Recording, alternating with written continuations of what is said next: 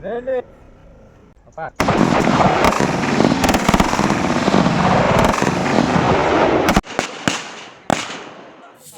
guys, welcome back to my YouTube channel News Journey. So আজি ভিডিওটো বহুত important হয় আফটাৰ 6 months পিছত আমি ট্ৰেইনিং পিৰিয়ডৰ যিটো পাৰ্ট ফায়াৰিং কৰিবলৈ আহিলোঁ তো কেনেকুৱা ক'লে ভিডিওটো জনাব সম্পূৰ্ণ চাই যাব আৰু যদি প্ৰথম আমাৰ চেনেলটো ভিজিট কৰিছিল তেতিয়া চেনেলটো লাইক কমেণ্ট শ্বেয়াৰ কৰি দিব পাৰিব তো ভিডিওটো ষ্টাৰ্ট কৰোঁ আৰু আমি এইদৰে জংগলৰ মাজে মাজে গৈ আছোঁ আমাৰ গন্তব্যস্থানলৈ মানে ফায়াৰিং ৰেঞ্জলৈ আৰু ইয়াৰ বন্ধুসকল দেখিছে মোৰ লগত আহিছে তো এয়া হৈছে টাৰ্গেট এখন লৈ অনাখনক টাৰ্গেট বুলি কয় চাই দিয়া এইটো আমাৰ সীমান্ত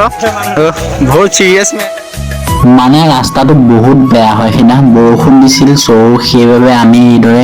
বহুত দূৰ খোজকাঢ়ি আহিছোঁ গাড়ীখন আঁতৰতে আছে যিহেতু গাড়ী সোমাব নোৱাৰি ৰাস্তাৰ অৱস্থাটো দেখিছে যিহেতু বতৰটো বহুত বেয়া সেইবাবে গাড়ীখন আঁতৰতে ৰাখি আমি ভাই বন্ধুৰ লগত এইদৰে ওলাই আহিছোঁ মানে টাৰ্গেটবোৰ লৈ আৰু লগতে আৰ্মছ এমুনিশ্যনবোৰ আছেই আৰু বহুত মানে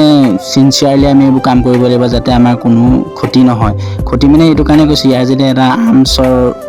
মানে এটা নটো হেৰাই তেতিয়াহ'লে আমাৰ বহুত পানিছমেণ্ট হ'ব সেইবাবে আমি বহুত কেয়াৰফুলি বস্তু আনিবলগীয়া হৈছে কষ্টৰ কথা ভাবিলে হ'ব জানো চাকৰি কৰিবলৈ আহিছোঁ যেতিয়া কষ্ট কৰিবই লাগিব আৰু এইবোৰ হৈছে আপোনালোকে যিবোৰ দেখিছে এইবোৰ ফিগাৰ 11 টাৰ্গেট বুলি কয় ইয়াত গুলি লাগিবই লাগিব মাছবি নহ'বা আপুনি ফেইল কৰিব কিন্তু আপুনি নহয় পিছে আমিহে ফেইল কৰিম আপুনি ক'ত ফেইল কৰিব দিয়াই নে আপুনি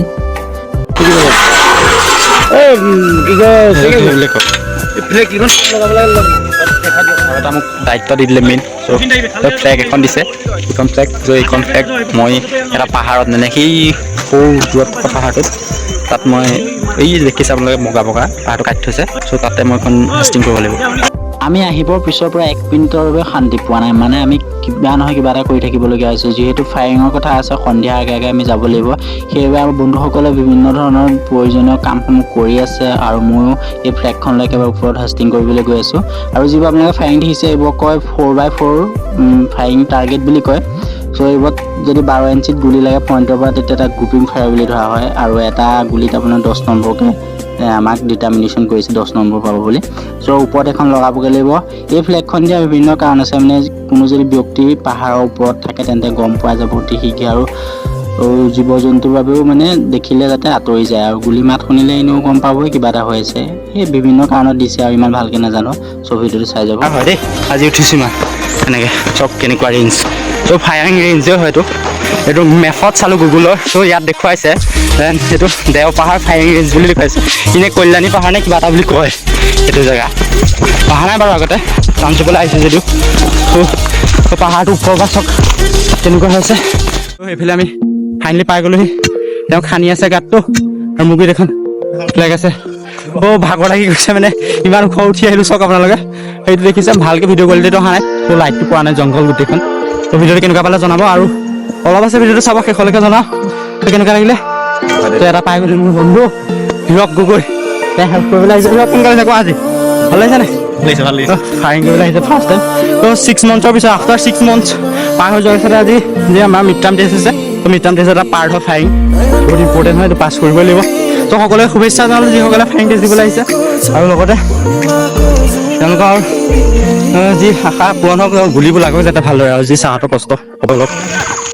আৰু যদি মোক টাস্ক দিছিলে সেই টাস্কটো কৰি হ'ল ফাইনেলি যি আমাৰ ফায়াৰিং নাছিলে ফায়াৰিং হৈ আছে মানে মই ফায়াৰিং কৰিলোঁ ফায়াৰিঙৰ যি মানে প্ৰচেছটো চলি আছে দীঘলীয়া অলপ সেইকাৰণে ফায়াৰিং কৰি আছে দেখুৱাম জীৱনত আটাইতকৈ ডাঙৰ অভিজ্ঞতা হৈছে এই অভিজ্ঞতাটো মোৰ বাবে প্ৰথমবাৰ ৰিয়েল যিটো আমাৰ আৰ্মছ হাথিয়াৰ সেইটো চুবলৈ পাইছিলোঁ আৰু যিটো ৰিয়েল গুলি ফুটাবলৈ পাইছিলোঁ ইয়াতকৈ প্ৰাউড ফিল কি হ'ব পাৰে পুলিচ মুহূৰ্তত বহুতেই মানে প্ৰাউড ফিল হৈছিল নিজক আপুনি যিমানেই ভাল চাকৰি নকৰে বা যিমানেই যি নকৰে এই বস্তুটো সকলোৰে ভাগ্যত নাথাকে সেইকাৰণে প্ৰাউড ফিল কৰিছোঁ নিজক আজিৰ দিনটোৰ বাবে আৰু আমাৰ এনেদৰে যিসকল মানে সাধাৰণ ল'ৰা পৰা একোজন পুলিচ জোৱান হয়গৈ এজন আহিছে যোনটো এয়া আমাৰ কেইটা লাগিলে গুলি তোমাৰ চাৰিটা আছো তেওঁ চাৰিটা লাগিলে তোমাৰ কেইটা লাগিলে কেইটা লাগিলে 5টা লগালা আৰু তুমি 5টা লগালা 5টা গুলি দিছে 5টা গুলিয়ে লগাইছে ভাল লাগিছে নে কেনেকুৱা অভিজ্ঞতা ভাল লাগিছে ন চাউণ্ডটো কিবা আছিলে নেকি কাণ চান এইয়া আমাৰ প্ৰভু বহি আছে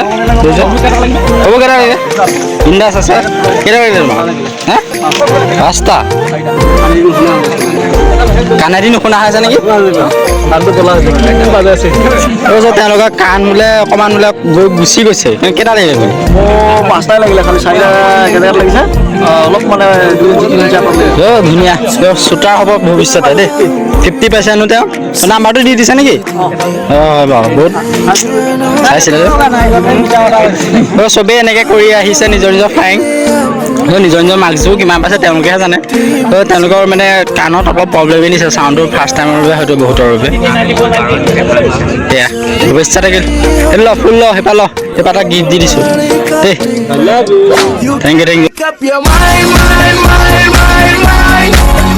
যিসকল ফায়াৰিং কৰি আহিছে তেওঁলোকে অকণ ছাইডত বহিছে, আৰু যিসকলক কৰা নাই তেওঁলোক আগত আছে দেখিছে। গৈ পেলাই এইটো পাহাৰটো তাতে আমাৰ টাৰ্গেট আছে। এতিয়া আহি গ'ল মেইন বস্তুটো, মানে খোৱাটো। বিশ্বাস কৰক 4টা বজাত আমি ট্ৰেইনিং চেণ্টাৰৰ পৰা ওলাইছিলোঁ, তাৰ পিছৰ পৰা এটোপাল পানী কোনো এটা ল'ৰাই খাবলৈ পোৱা নাই। আৰু ফায়াৰিং হোৱাৰ পিছতহে আমাক এইদৰে খাবলৈ দিছে। খাবলৈ বিশেষ বুলিবলৈ নাই, কল, ডিম আৰু লুচি ভাজি, পানী বটল এটা লগত দিছে, সেয়াই আৰু। যদি ভিডিঅ'টো ভাল লাগিল তেন্তে এটা লাইক, কমেণ্ট, শ্বেয়াৰ কৰিবলৈ নাপাহৰিব। চ' আজিলৈ লৈছোঁ, bye bye, thank you so' much.